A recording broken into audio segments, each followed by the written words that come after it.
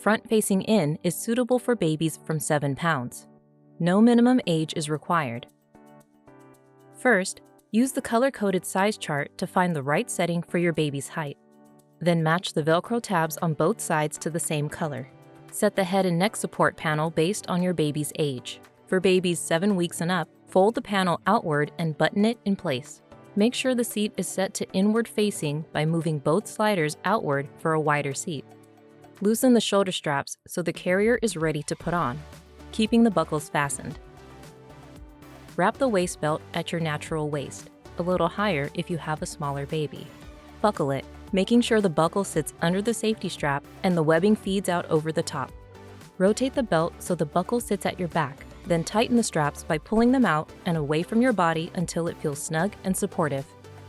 Place baby on your chest facing you. Use one hand to bring the carrier panel up around baby and hold it in place. Put on one shoulder strap at a time, keeping a hand on baby.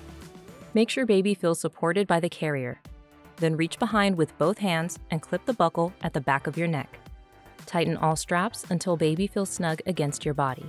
The back strap should form an H, with the chest clip sitting across the middle of your shoulder blades. Adjust any straps as needed.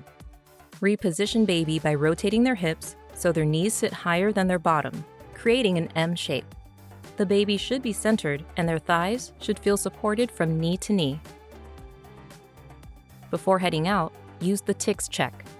Make sure baby is tight and secure. In view at all times. Close enough to kiss, with their chin off their chest, and their back supported in an upright position. Keep checking in on baby every few minutes while you're out.